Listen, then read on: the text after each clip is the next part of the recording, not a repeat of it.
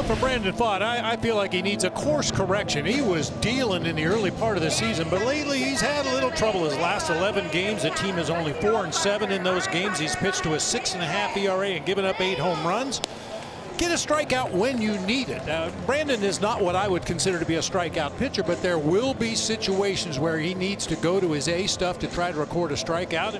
And another walk, ball 4 from Brandon Faut, and the Padres in business right out of the chute here in the top of the first inning. Back-to-back walks to begin the night for Brandon Faut, and he is putting himself in a very precarious situation. 2 on and nobody aboard with Machado coming up, and you could certainly say that Faut is fighting it right now in terms of his command. And strike 3 called. Just a sinker middle of the plate, and Machado wasn't expecting it.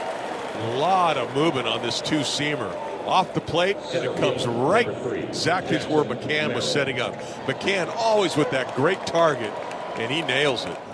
Padres have scored 47 runs in their last 8 games. The offense has been clicking, and Jackson Merrill a big part of that. Little swing and bunt. McCann is on it.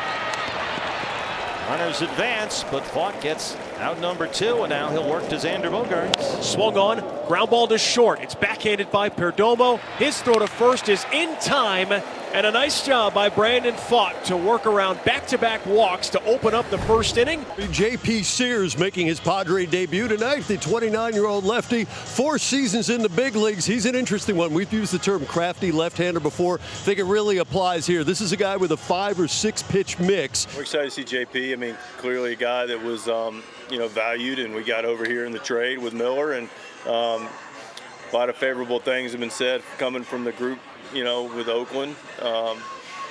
Kotz and Emo, their pitching coach and manager, very favorable, and we've seen him in the past. I'm looking forward to seeing him pitch tonight. First pitch, and he dunks it into left center. Martin's aboard to get it started. But from the right side, he's really, really aggressive. And Sears just looked like he was trying to throw a strike over the middle of the plate. Marte was ready for it. Boy, this top of the order for the D-backs. These are the Marte, Carroll, Perdomo. These are the guys that can really score. Laser shot into center field, a base hit. Just a stinging line drive, pouts the outstretched leap of Bogaerts. And just like that, the 2 top hitters for the D-backs aboard. Well, Gino Suarez and Josh Naylor both in Seattle. The middle part, the thump of this lineup is a little thin, so they really need Lourdes Gurriel Jr. Ground ball up the middle. That's going to sneak through into center field. Marte rounding third. He will score. Carroll gets to third. Gurriel tries to get to second, and he's in there ahead of the tag. If it stands, it's a 1-0 lead for the D-backs, and they still have 2 in scoring position. This is the chaos. Put the ball in play and watch everybody run. And this is like a 3-hopper that gets through the middle. Bogaerts playing him to pull. He goes more towards the center of the field. Carroll draws the throw from Merrill. He gets into third base, and Gurriel with some good base running, following the play and following where the ball is going. He gets into second. That was just really well done all around. Gurriel gets his 51st RBI this season. Swing and a miss. Sears goes upstairs, a heater. And on pitch number 7, he strikes out Tyler Locklear for his first K of the night. 2-2 on the way. And a swing, foul tip right at home plate. Or actually, no, James McCann did not get a piece. Hit the dirt. Freddie Fermin couldn't hang on to the pitch. A strikeout nonetheless. And in the inning for Arizona. He got Locklear to chase those pitches up. He got Marte to chase that fastball up, both for strikeouts. Here's Corbin, who singled his first time. Base is still loaded, and only 1 out. High in the air, near the line in left for Laureano. Lays is at third. Here he comes. Alec heads for third as well. Play at third, and he is in there. RBI for Corbin, and it's 2-0 Diamondbacks. Aggressive tag right there in front of the left fielder by Alec Thomas. So 2 outs, nobody on for Manny Machado. And Manny rips it into left field, a base hit. First knock of the night for the Padres. Gurriel cutting it off. Machado trying for 2. The tag from Marte, and he's out. Padres going to challenge the tag at second base. Does his foot go around the tag there with his toe? His right toe on the right field side of the bag. No contact there on the ball. Oh, we might have safe. A great slide, a great maneuver by Manny Machado. After review the call, this overturned. The runner is safe. Nice. San Diego will retain their talent. Nice job, Manny. Nice slide right there. Jackson's got 47 runs batted in this season. About a third of them have come since the All-Star break. Wow. And Merrill hits it hard into left field. That's a base hit. That'll get Machado home. Padres are on the board. Merrill tripled yesterday. He doubles in a run here tonight.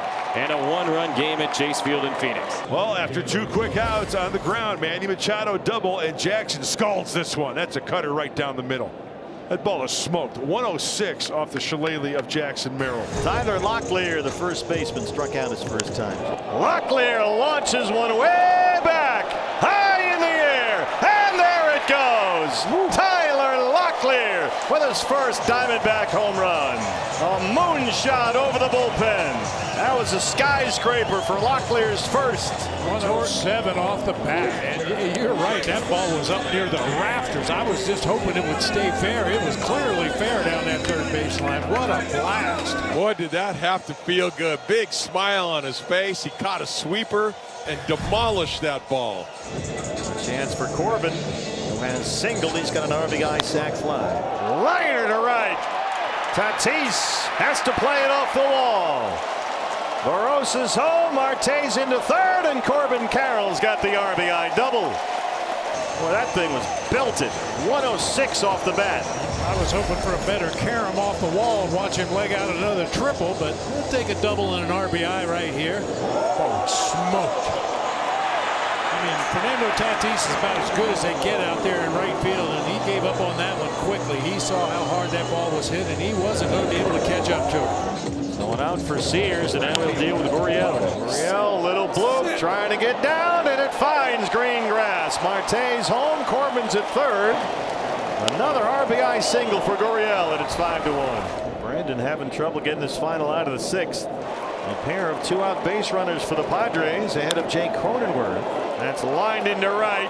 Barosa knocks it down. Sheets will score. Laureano's into third. 3 straight have reached for San Diego, all with 2 outs. And it's a 5-2 ball game. It might be time to get Brandon Faut out of there. He looks like he is on fumes. And so Torey Lovullo will have to go get Brandon Faut. And we'll get another Diamondback debut as rookie Andrew Hoffman is on his way in. And the righty's first pitch swung on and hit out to right, playable. Barosa moves back, makes the catch. And how easy is it to be a Diamondback? 1 pitch, the 3rd out recorded, and just like that, the threat comes to an end. Now here is Alek Thomas, and what will likely be his last at bat of the night. Alek Thomas gives it a ride.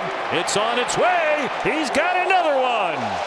Alek Thomas has really figured some things out at the plate. That's his 8th of the year. And left on left home run for Alek Thomas. That's his 3rd homer in 6 games. Padres are down to their final out at Chase Field. Deep to center. Alek backing up. Still backing up to the wall. And he's got it. The home run and a finish with a flourish for Alek Thomas. And the Diamondbacks win the opener against the Padres 6-2 as Backus gets his first big league save. Boy, what a catch by Alek Thomas out there in center field. He was on a dead run toward that center field wall. The stutter steps right before he hits the barrier for the final out of the game. Nice play. Well, we came on the top of the show talking about Alek Thomas and how things have gone Alek's way at the plate. He looks like a much more patient, better hitter. The results have been there. Another homer here tonight.